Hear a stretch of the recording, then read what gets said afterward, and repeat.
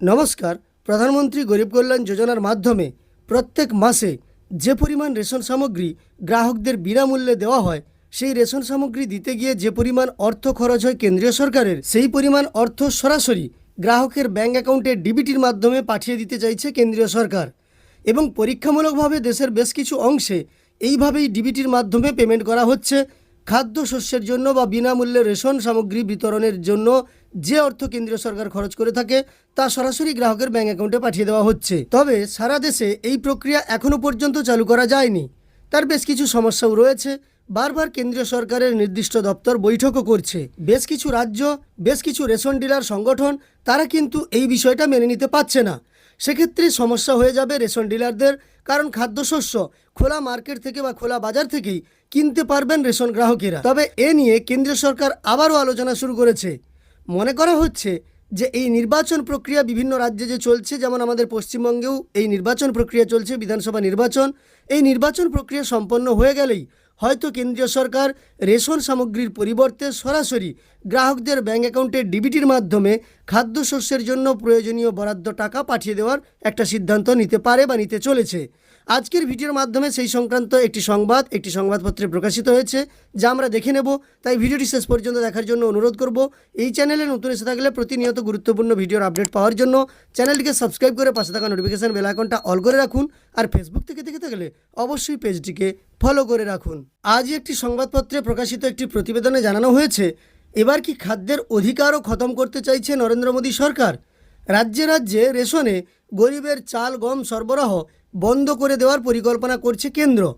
আর সেটা বাংলায় ক্ষমতায় এলেই এই প্রশ্ন উঠছে, কারণ মোদী সরকারের গড়ে দেওয়া একটি কমিটি এবং তাদের সুপারিশে বিভিন্ন রাজ্যে চালু হয়ে যাওয়া পাইলট প্রজেক্ট, খাদ্য মন্ত্রকের অতিরিক্ত সচিব তথা আর্থিক উপদেষ্টাকে চেয়ারম্যান করে তৈরি হয়েছে 13 জনের বিশেষ কমিটি।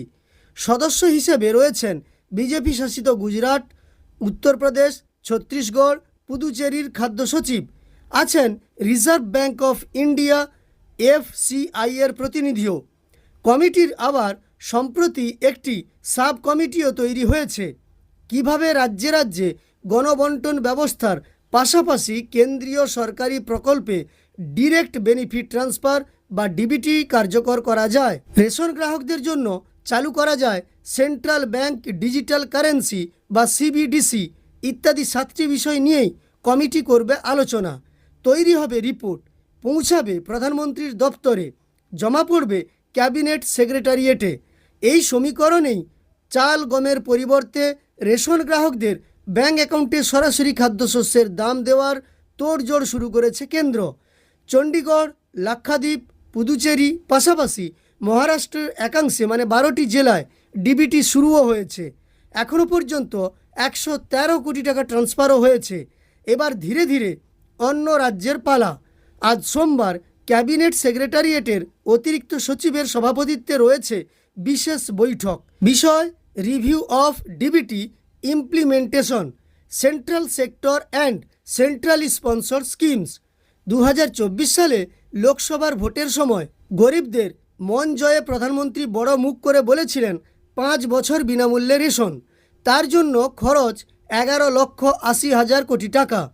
তাই কিভাবে রেশন গ্রাহক কমানো যায় সেটাই প্রথম মাথা ব্যথার কারণ হয়ে দাঁড়িয়েছে মোদি ব্রিগেডের।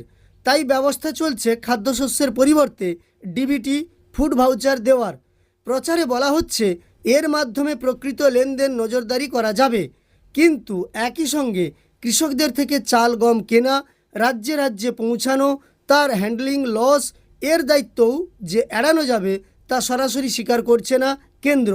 উপরন্তু আয়কর, GST নম্বর, CBDT, বাহন পোর্টালের সঙ্গে যুক্ত আর্থিকভাবে সচ্ছলদের তালিকাও তৈরি হচ্ছে। তারাও বাদ যাবেন ফ্রি রেশন থেকে। একবার যদি হিসাব কষে অ্যাকাউন্টে টাকা যাওয়া শুরু হয়ে যায় তাহলে আর দায়িত্ব কোনোটাই থাকবে না। অল্প পরিমাণ টাকা ঢুকবে অ্যাকাউন্টে, আর বাজার দরে চড়া মূল্যে কিনতে হবে চাল গম। আতান্তরে পড়বে সাধারণ প্রান্তিক শ্রেণীর মানুষ।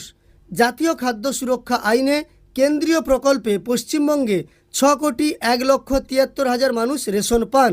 এদের দায়মুক্ত হয়ে যাওয়ার পর থাকবে পশ্চিমবঙ্গ সরকারের প্রকল্পের আওতায় থাকা লক্ষ লক্ষ গ্রাহক। প্রধানমন্ত্রী গরিব কল্যাণ অন্ন যোজনার বাইরে তাদের রেশন দিয়ে থাকেন মমতা বন্দ্যোপাধ্যায়।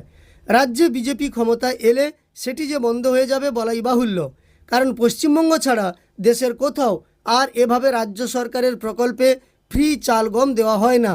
রেশন দোকানদারদের সংগঠন অল ইন্ডিয়া ফেয়ার প্রাইস সব ডিলার্স ফেডারেশনের সাধারণ সম্পাদক বিশম্বর বসু মমতা মডেলকেই সমর্থন করে রবিবার বলেন, এটি প্রকৃত রেশন ব্যবস্থা। এছাড়া জাতীয় খাদ্য সুরক্ষা আইনে গ্রাহককে চাল গম দেওয়ার কথাই বলা আছে, ডিবিটি নয়। ওই টাকায় গ্রাহক রেশনই নেবেন, গ্যারেন্টি কোথায়? ঠিক যা হয়েছে পুদুচেরিতে, সেখানে ডিবিটি চালু হওয়ায় ধীরে ধীরে রেশন দোকান বন্ধ হচ্ছে, তাই কোনোভাবেই বাংলায় এটি চালু হতে দেব না। তো যাই হোক, আপনারা সম্পূর্ণ সংবাদটি দেখলেন এবং সংবাদটির মাধ্যমে আমরা একটা জিনিস বুঝতে পারলাম, বেশ কিছু রাজ্য সরকার চাইছে না, এছাড়াও যারা রেশন ডিলার আছেন তারা কোনো মতেই চাইছেন না এইভাবে ডিবিটি চালু হোক। তবে আপনি কি মনে করেন, ডিবিটি চালু হলে আপনার উপকার না সমস্যা হতে পারে? আমার মনে হয় যে, আমার ব্যক্তিগত মতামত হিসাবে আমি বলতে পারি, ডিবিটির মাধ্যমে যদি অর্থ প্রদান করা হয় তাহলে বাজার থেকেই গুণমান ভালো দেখে খাদ্যশস্য কিনতে পারবে গ্রাহকেরা। যেহেতু তাদের কাছে অর্থ থাকবে তাই ভালো গুণমানের খাদ্য কিনতে পারবে। অনেক সময় আমরা দেখে থাকি রেশন ডিলাররা খাদ্যশস্যের গুণমান কম দিয়ে ফেলছেন, সেই সমস্যা থেকে অন্তত মুক্ত হওয়া যাবে।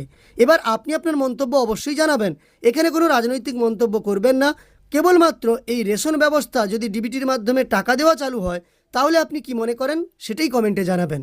এই সম্পূর্ণ ভিডিওটি দেখার পরে আপনার যদি উপকার এসে থাকে একটি লাইক করে উৎসাহিত করার সঙ্গে সঙ্গে এই ধরনের তথ্য আরও পাওয়ার জন্য চ্যানেলটিকে সাবস্ক্রাইব করে পাশে থাকা নোটিফিকেশান বেল আইকনটা অল করে রাখবেন। আর ফেসবুক থেকে দেখে থাকলে অবশ্যই পেজটিকে ফলো করে রাখবেন।